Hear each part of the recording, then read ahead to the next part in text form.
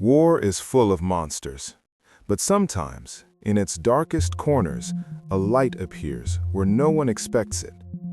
During the Second World War, millions marched to orders. Millions obeyed. Millions participated in destruction, willingly, blindly, or fearfully. But one man, a simple, unremarkable sergeant in the German army, made a choice that defied everything he was told to be. His name was Anton Schmid. Not a general, not a politician, not a leader of resistance, just a man. A man who looked at other human beings and saw human beings. This is the story of the soldier who refused to be part of a genocide. The story of courage without weapons. The story of a quiet rebellion that saved hundreds of lives. The story of Anton Schmid. Anton Schmid was born in 1900 in Vienna, Austria. A humble man working as an electrician, running a small radio repair shop. He wasn't political. He wasn't ideological. He wasn't a hero in waiting. He was simply kind. Neighbors described him as someone who couldn't walk past a person in need without stopping. He offered food to the homeless, repaired radios for free, helped people find work. These were not grand gestures, just the natural actions of a gentle soul. But then, the darkness came. In 1938, Nazi Germany annexed Austria. Jewish families, some of Anton's customers, neighbors, and friends, were suddenly marked for humiliation, exclusion, and ultimately, destruction. Anton watched this with confusion and then with disgust. But he did nothing. What could he do? He was one man. He didn't yet know that fate would place him somewhere where doing nothing would no longer be possible. In 1941, Schmid was drafted into the German army. Not as a fighter, he was assigned to the Feldkommandantur in the occupied city of Vilnius, Lithuania. His duty?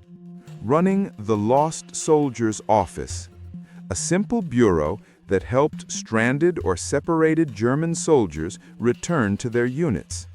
Nothing dangerous, nothing heroic, nothing controversial. But Vilnius in 1941 was not an ordinary city. It was a graveyard being made in real time.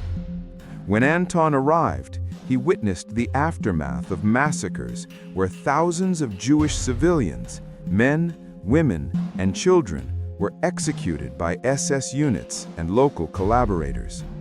He saw people being rounded up. He heard gunshots echoing from the forest of Ponare. He watched families torn apart in the streets. And for the first time, Schmid found himself standing inside the machinery of genocide. And he could not look away. One morning in late 1941, as Anton walked to his office, he saw a man sprinting desperately, gasping for breath. Behind him, soldiers shouted for him to stop. The man stumbled into a doorway and hid. Anton understood instantly. The man was Jewish and marked for death. The soldiers passed. The man trembled. Anton approached him and whispered, "Come with me. You're safe." It was a moment of instinct. Simple, sudden, irreversible. Anton hid the man in his office, then used his authority and forged papers to help him escape the city. Later he would say, "I saw a human being in danger. I could not do otherwise." This was the first life he saved, but not the last. Not even close. Vilnius had become a city of fear. The Jewish population, once over 60,000 strong, had been crammed into a small ghetto. Disease spread, food vanished. Families lived 5 or 6 to a room. The Nazis called it the purification of Lithuania. The locals whispered, the slaughter of a city. Anton walked its streets often, delivering messages, doing small tasks, observing quietly. And every time he saw the conditions, he felt something tearing inside him. He later wrote, "I was ashamed to wear the uniform." Inside the ghetto, people whispered about the German sergeant who didn't curse them, who didn't beat them, who didn't look at them with hatred. Some said he smiled at them. It seemed impossible, but it was true. And word began to spread. There is a German who helps. By late 1941, Anton had become something unexpected, a lifeline. He helped Jews escape the ghetto by giving them fake military orders. He delivered food. He hid people in abandoned buildings. He used his official truck, meant for transporting soldiers, to smuggle families out of the city. He even coordinated with Jewish resistance groups. This was no longer helping one man in the street. This was organized, deliberate rescue. He was risking everything: his rank, his freedom, his life, and he knew it. Yet he wrote to his wife, "I must help. I cannot stand by. I cannot do otherwise." This phrase would echo through history. Schmid's most daring acts came in the winter of 1941-1942. Using military documents, he arranged mass escapes, dozens at a time, transporting Jews to safer territories like Bialystok.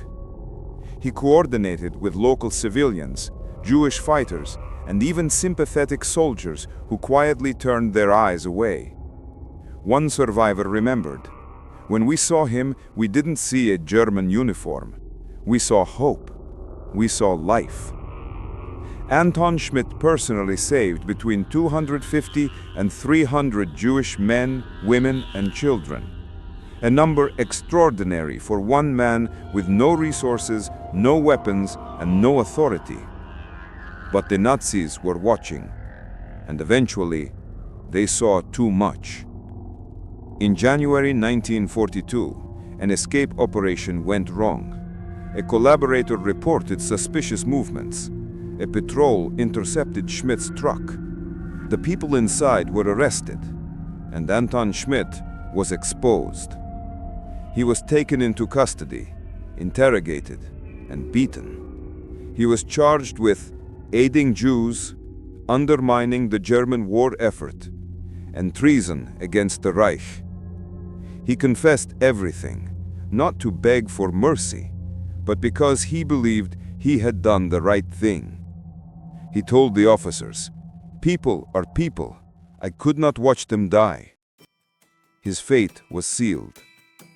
On April 13, 1942, Anton Schmid was executed by firing squad. He was 41 years old. Before his death, he wrote a final letter to his wife. "I acted as a human being.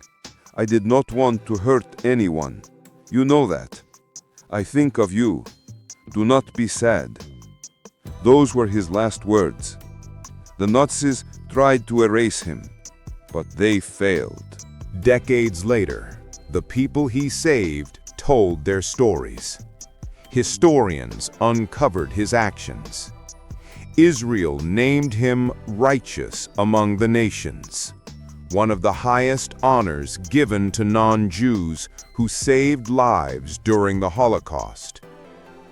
Today, Anton Schmid stands as a reminder that even in a world consumed by evil, goodness can survive in one heart. He was not powerful. He was not wealthy. He was not trained to be a hero. He simply believed that a human life mattered. And because of that belief, hundreds lived. Anton Schmid, the man who refused to be a cog in the Nazi machine, remains one of the greatest unsung heroes of World War II. A soldier who chose humanity over hatred. A man who proved that courage is sometimes nothing more than refusing to look away.